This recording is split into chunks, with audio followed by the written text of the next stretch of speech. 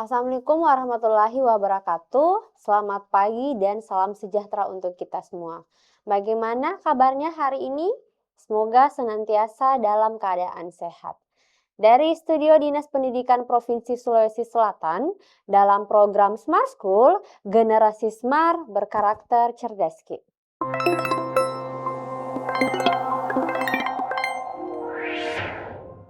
Berjumpa lagi bersama saya Andi Nurul Suci Aulia atau akrab disapa sebagai Kak Suci.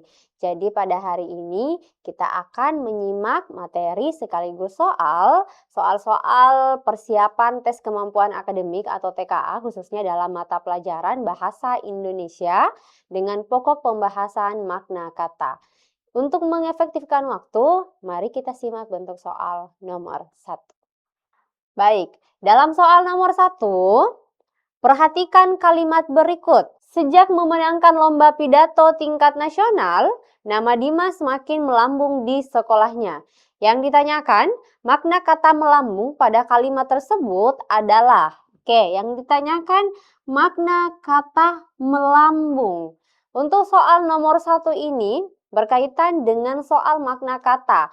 Apakah melambung ini bermakna denotatif atau konotatif? Ada makna denotasi yang artinya, denotasi artinya makna lugas. Makna lugas atau arti sebenarnya. Atau bisa juga makna denotatif itu berarti makna yang sesuai dengan kamus atau KBBI, Kamus Besar Bahasa Indonesia. Sedangkan konotasi artinya makna kias. Kembali ke soal yang ditanyakan tadi makna kata melambung. Secara denotasi, kata melambung ini artinya naik ke atas. Jadi, secara denotasi, kata melambung artinya naik ke atas. Namun, arti kata melambung naik ke atas tidak sesuai dengan konteks kalimat. Sejak memenangkan lomba pidato tingkat nasional, nama Dimas semakin melambung, semakin naik ke atas. Iya kan? Kurang tepat. Artinya, makna kata melambung di sini termasuk dalam makna konotasi. Artinya apa? Melambung, makna konotasinya atau arti sesuai dengan konotasi makna konotasinya yaitu semakin terkenal atau semakin dikenal banyak orang. Nah, sekarang kita mau cek atau eliminasi opsi yang mana yang paling tepat. Perhatikan opsi alfa. Bergerak naik ke udara, ini kurang tepat. Kemudian menjadi terkenal, oke. Kemudian selanjutnya Charlie berpindah tempat juga tidak tepat. Delta memperoleh hadiah masih salah. Error mencapai puncak gedung juga masih salah. Berarti arti kata melambung artinya menjadi terkenal atau semakin dikenal banyak orang. Karena kata melambung di sini bukan denotasi melainkan makna konotasi atau makna kias. Sekarang kita pindah ke soal selanjutnya, yaitu soal nomor 2. Apa yang ditanyakan dalam soal nomor 2? Berita itu menyambar telinganya seperti petir di siang bolong. Seketika seluruh rencana yang telah disusunnya terasa runtuh. Penggunaan majas dalam kalimat pertama berfungsi. Yang ditanyakan yaitu penggunaan majas. Apa itu majas? Secara sederhana, majas atau perumpamaan, iya kan? Majas artinya perumpamaan. Salah satu ciri perumpamaan yang biasanya muncul dalam bacaan, yang ada dalam teks atau bacaan, terdapat kata seperti, atau ada kata ibarat. Jadi cirinya, ada kata bak, terus kata seperti, atau ada kata ibarat, ada kata bagi. Bagai, sorry. Ada kata bagai. Nah, yang ditanyakan tadi penggunaan majas dalam kalimat pertama. Sekarang kita cek kalimat pertama. Berita itu menyambar telinganya seperti petir di siang bolong. ungkapan, berarti ini ya, majaznya seperti petir di siang bolong. Oke. Artinya apa? Ungkapan seperti petir di siang bolong menggambarkan bahwa, artinya apa? Kalau seperti petir di siang bolong, sesuatu atau suatu hal yang mengejutkan tanpa diduga sebelumnya atau hal yang tidak terduga sebelumnya. Nah, perhatikan kalimat sebelumnya. Seketika seluruh rencana yang telah disusunnya terasa runtuh. Menggambarkan atau ungkapan kalimat kedua ini menggambarkan bahwa si tokoh mengalami guncangan emosi atau guncangan perasaan akibat berita tersebut. Kan di sini di kalimat pertama, berita itu menyambar telinganya seperti petir di siang bolong. Nah, sekarang eliminasi opsi. Yang mana yang paling sesuai? Opsi alfa. Menunjukkan bahwa tokoh mendengar suara yang sangat keras. Tidak. Tadi kan kakak katakan bahwa ungkapan seperti petir di siang bolong menggambarkan bahwa suatu hal yang mengejutkan. Berarti opsi alfa kurang tepat. Bravo. Menggambarkan keterkejutan yang datang secara tiba-tiba. Oke. Charlie menegaskan bahwa berita tersebut merupakan kabar bohong. Ini kurang tepat. Delta memperlihatkan suasana cuaca yang buruk. Ini kurang sesuai sebagai jawaban. Opsi error menunjukkan bahwa tokoh sedang berada di luar ruangan. Ini juga kurang tepat. Berarti penggunaan majas dalam kalimat pertama pada ungkapan seperti petir di siang bolong memiliki arti menggambarkan keterkejutan yang datang secara tiba-tiba. Jawabannya ada pada opsi bravo. Sekarang kita simak soal nomor 3. Bacalah kutipan berikut. Yang ditanyakan apa? Jadi kita baca dulu, ini kan hanya ada 2 kalimat ya. Ketika memasuki ruang arsip tua itu, aroma kertas yang menguning menyeruak memenuhi hidung. Debu-debu tipis menari di sela cahaya yang masuk melalui jendela.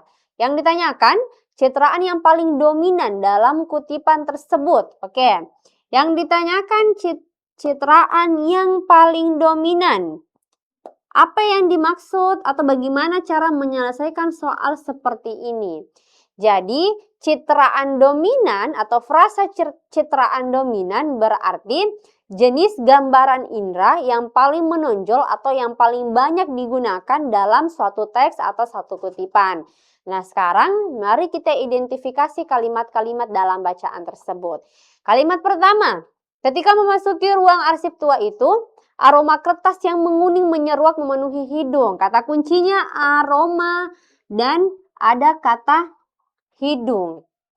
Nah, kata kunci ini artinya berarti menggambarkan seolah-olah kita bisa mencium.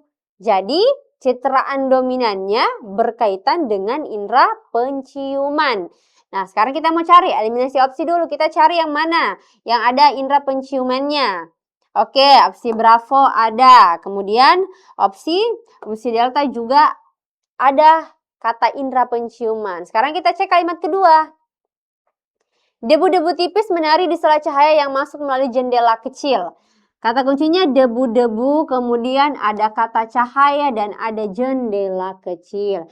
Kata kunci ini menggambarkan seolah-olah kita bisa melihat atau gambaran visual ya, secara visual. Jadi citraan dominannya berkaitan dengan indera penglihatan. Sekarang kita cari yang ada kata penglihatan, kemudian yang ada kata penglihatan hanya opsi bravo. Kan tadi kalimat pertama citraan dominannya yaitu berkaitan dengan indera penciuman, kalimat kedua indera penglihatan. Berarti yang paling sesuai jawabannya ada dalam opsi bravo. Opsi alfa, Charlie, delta ini kurang sesuai atau kurang tepat sebagai jawaban. Jadi, untuk menjawab soal nomor 3 ketika muncul dalam TKA citraan dominan, adik-adik tinggal mengecek mana kalimat yang ada atau terdapat jenis gambaran inderanya. Oke? Nah, sekarang kita pindah ke soal berikutnya, yaitu soal nomor 4. Apa yang ditanyakan? Makna penggunaan kata mendung pada kutipan tersebut. Oke, kita baca dulu teksnya. Setelah pengumuman hasil seleksi itu keluar, wajah Raka mendung sepanjang hari. Ia hanya menatap layar komputer tanpa mengucapkan sepatah kata pun. Yang ditanyakan tadi, makna kata mendung. Secara denotasi atau secara makna denotasi, kata mendung itu artinya langit yang tertutup awan gelap. Atau kalau kita buka KBBI, Kamus Besar Bahasa Indonesia, mendung itu artinya awan yang mengandung hujan. Kalau kita perhatikan kalimat, wajah Raka mendung sepanjang hari, wajah Raka tertutup awan gelap atau wajah Raka mengandung hujan. Ini kan tidak logis kalimatnya. Jadi wajah Raka mendung sepanjang hari, kata mendungnya itu berkaitan dengan makna konotasi, bukan makna denotasi. Nah, kata mendung di sini artinya apa? Secara konotasi atau secara makna konotasi, mendung artinya apa? Jadi mendung artinya merasa kecewa atau rasa sedih. Adik-adik bisa cek kalimat sebelumnya. Kalimat setelahnya maksudnya.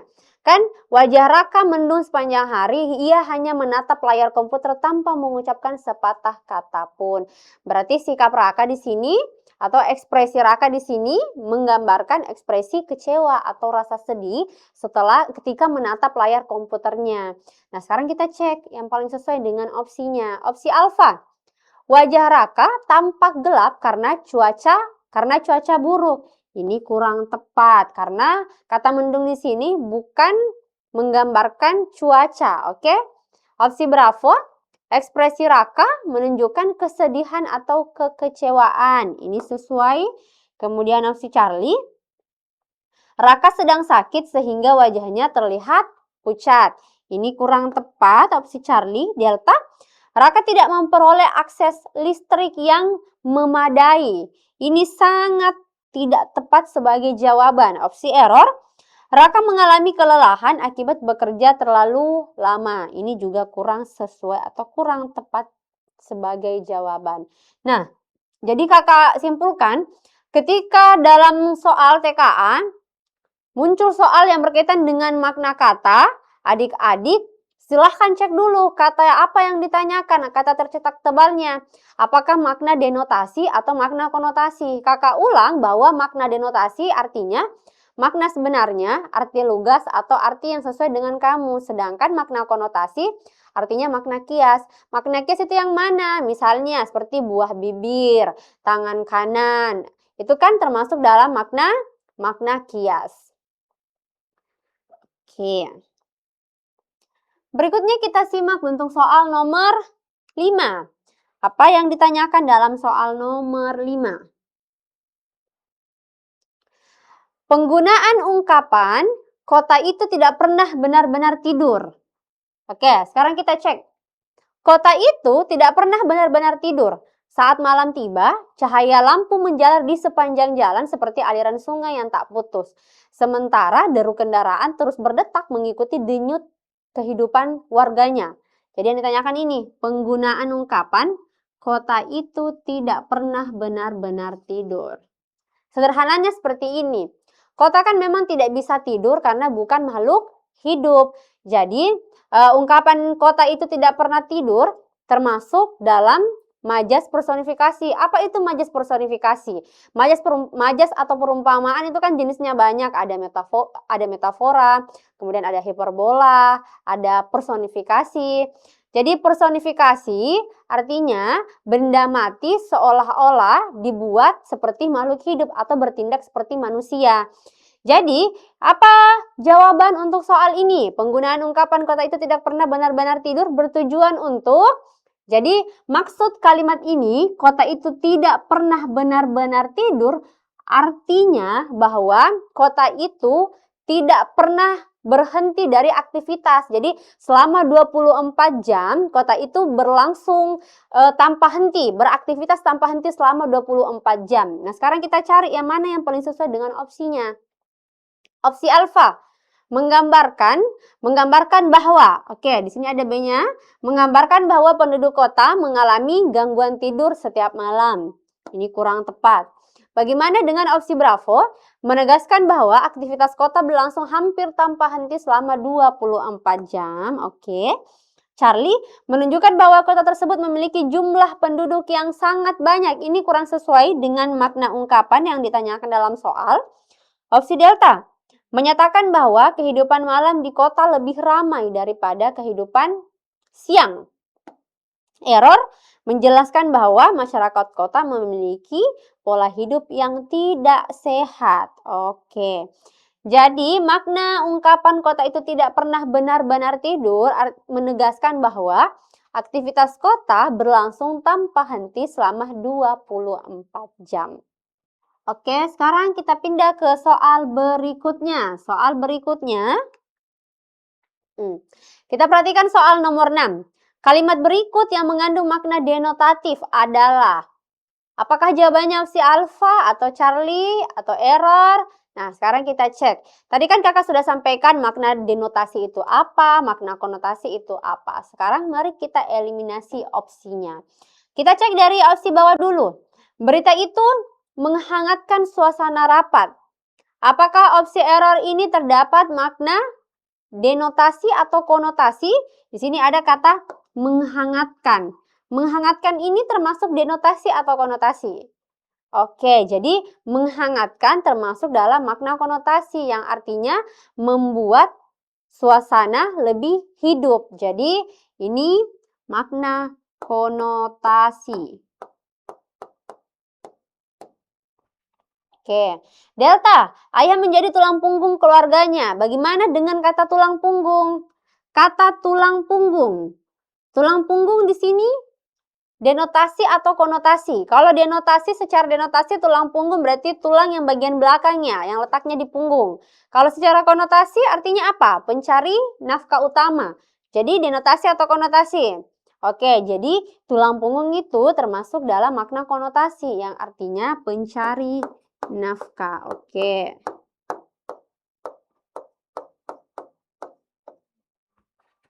Nah, sekarang kita cek opsi Charlie. Ibu membeli 1 kg jeruk di toko buah. Bagaimana dengan opsi Charlie? Apakah termasuk dalam denotasi atau makna konotasi? Ibu membeli 1 kg jeruk di toko buah. Kalau kita identifikasi masing-masing kata yang terdapat dalam opsi Charlie, semua katanya itu termasuk dalam makna denotasi atau makna sebenarnya. Bagaimana dengan opsi Bravo? Harga cabai di pasar mulai meroket. Ada kata meroket. Meroket di sini denotasi atau konotasi? Jadi meroket masuk dalam makna konotasi. Meroket artinya semakin meningkat. Apa yang meningkat? Harganya. Bisa jadi maksud dalam pernyataan opsi Bravo ini harga cabai di pasar itu mulai semakin mahal. Jadi ini meroket artinya meningkat. Oke. Nah, sekarang kita cek opsi alfa. Setelah menjadi juara, ia menjadi bintang kelas. Bagaimana dengan opsi alfa? Ada kata bintang kelas. Apakah bintang kelas masuk denotasi atau konotasi? Jadi bintang kelas itu artinya apa? Bukan bintang di kelas. Setelah menjadi juara, ia menjadi bintang kelas. Berarti yang paling mencolok di kelasnya. Oke.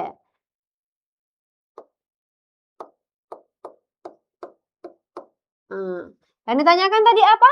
Kalimat berikut yang mengandung makna denotatif atau denotasi.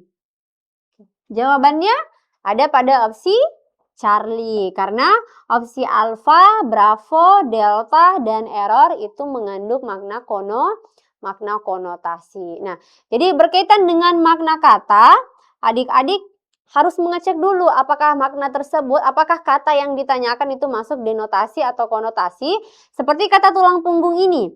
Dalam pernyataan opsi Delta, ayah menjadi tulang punggung keluarganya. Frasa tulang punggung itu bisa memiliki arti denotasi atau konotasi.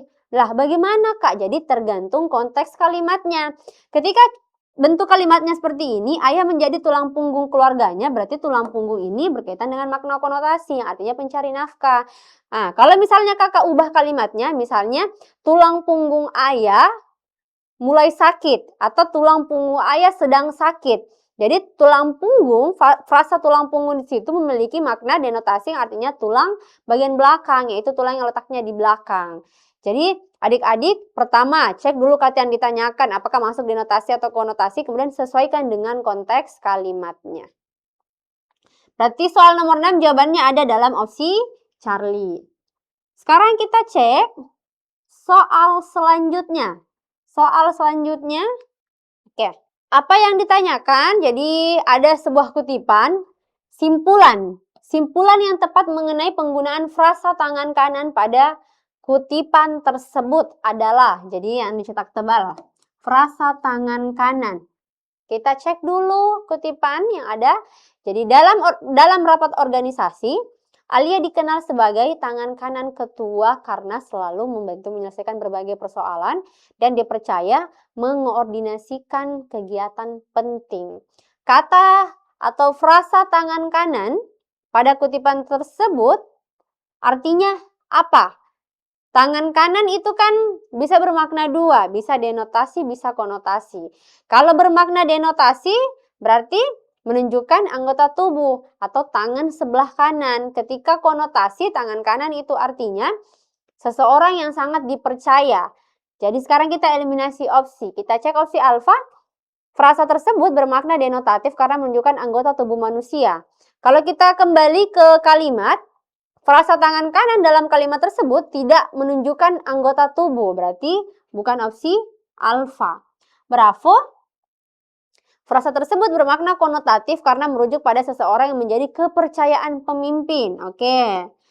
Opsi Charlie, frasa tersebut bermakna denotatif karena menunjukkan posisi seseorang di sebelah kanan ketua. Ini kurang tepat. Delta dan error juga kurang tepat. Kalau untuk pernyataan opsi delta, frasa tersebut bermakna konotatif karena menunjukkan orang yang memiliki kemampuan fisik yang baik. Ini kurang sesuai. Kemudian error, frasa tersebut tidak memiliki makna khusus. Ini juga kurang sesuai. Jadi frasa tangan kanan itu termasuk dalam makna konotasi. Kalau kita sesuaikan dengan konteks kalimatnya. Karena konteks kalimatnya seperti ini. Alia dikenal sebagai tangan kanan ketua karena selalu membantu menyelesaikan berbagai persoalan. Berarti Alia ini dianggap sebagai orang kepercayaan ketuanya. Makanya untuk soal nomor 7, jawaban yang paling tepat itu opsi bravo. Nah, tidak terasa kita sudah membahas 7 soal makna kata. Jadi kakak tadi sudah menjelaskan bagaimana cara atau trik menjawab soal makna kata. Seperti kalau misalnya muncul dalam TKA, konotasi dan denotasi dan berkaitan dengan majas. Iya. Kita cukupkan pertemuan hari ini. Semoga apa yang kakak sampaikan bermanfaat untuk adik-adik ke depannya. Jika ada salah kata mohon dimaafkan. Wabillahi taufiq wal hidayah. Wassalamualaikum warahmatullahi wabarakatuh.